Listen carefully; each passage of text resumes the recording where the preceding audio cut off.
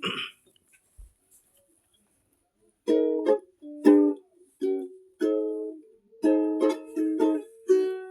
tatlong bibe akong nakita, mataba, mapayat mga bibe.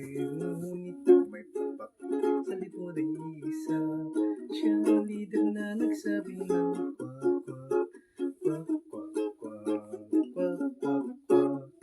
Tayo na't sa ilog ang sabi, kumendeng mga bibe. Ngunit ang may pakpak sa likod ay isa, siya ang leader na nagsabi ng kwak, kwak, kwak, kwak, kwak, kwak, kwak. Siya ang leader na nagsabi ng kwak, kwak, kwak, kwak, kwak, kwak, kwak. Siya ang leader na nagsabi ng kwak, kwak.